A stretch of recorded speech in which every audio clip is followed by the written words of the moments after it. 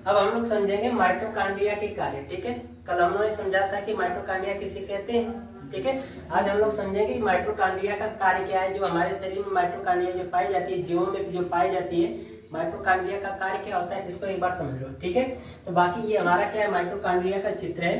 ठीक है, यहाँ पर दर्शाया गया जो ये डॉटेड यानी कि ये वाले जो अंगुली नुमा जो ये भाग होता है, इसी को हमने बताया था कि ये क्या होती है, क्रिस्टी होती है। ठीक है, और जो ये ऊपरी वाला जो परत होता है, ये बाह्य झिल्ली, ये कैसी होती है, लचीली टाइप की होती है। ठीक है, और यहाँ पर देख रहे हो कि यहाँ पर ये डॉटेड करके इसके अंदर जो दर्शाया गया, ये क्या है, ऑक्सीसोम्स है, और ये नलिका है, और यहाँ पर राइबोसोम्स है, अंतर झिल्ली, और यहाँ पर ये हमारा क्या है, बाह्यकक्ष, और ये वाला जो भाग है अंतःकक्ष होता है, और ये हमारा क्या है, ये वाला जो भाग है, ये हमारा क्या है, बाह्य झिल्ली है, और ये क्या है, अंतर कला अवकाश है। ठीक है, बाकी यहाँ पर ये हमारा क्या होगा, मैट्रिक्स का निर्माण होता है, और यहाँ पर अंतर्विष होता है। ये हमारा क्या होगा, माइटोकॉन्ड्रिया का स्ट्रक्चर यानी चित्र है। अब इसके माइटोकॉन्ड्रिया का कार्य समझो। तो यहाँ पर कहा जा रहा है कि जो माइटोकॉन्ड्रिया की जो कोशिका होती है, इसके अंदर होने वाला जो ऑक्सीशोषण स्थल है, वहां पर क्या होता है, मुख्यतः कार्बोहाइड्रेट तथा वसा का निर्माण होता है, और साथ ही साथ क्या मिलेगी, ऊर्जा प्राप्त होती है। ठीक है,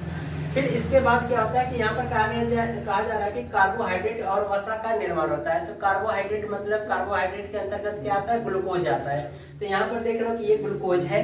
ठीक है, इस ग्लूकोज का किसके द्वारा, ऑक्सीजन के द्वारा ऑक्सीकृत किया जा रहा है। तो जब ये ऑक्सीजन के द्वारा ऑक्सीकृत होगा, तो यहाँ से कार्बन डाइऑक्साइड और 6 जल के अणु बनेंगे। क्यों? क्योंकि यहाँ पर देखो, यहाँ से निकलेगा 12 ऑक्सीजन, ठीक है, और यहाँ से 6 कार्बन, तो ये दोनों मिलकर के क्या बना लेंगे, 6CO3 बनेगा।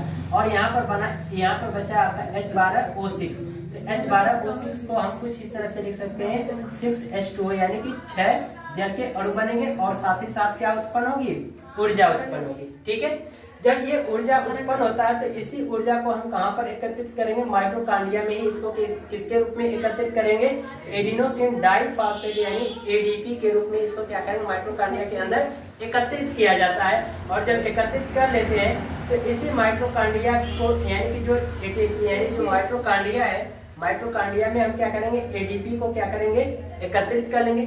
ये जो ऊर्जा बन रही है, यही ऊर्जा हमारे माइटोकॉन्ड्रिया में किस रूप में एकत्रित होगी, ADP के रूप में एकत्रित होगी। ठीक है, और जब ADP के रूप में एकत्रित हो जाएगी माइटोकॉन्ड्रिया के अंदर, तो वह फिर किसमें कन्वर्ट हो जाती है, एडिनोसिन ट्राइफॉस्फेट का निर्माण कर लेती है। ठीक है, जब माइटोकॉन्ड्रिया में ये ऊर्जा ADP के रूप में एकत्रित हो जाएगी, तो एडिनोसिन ट्राइफॉस्फेट का निर्माण कर लेगी।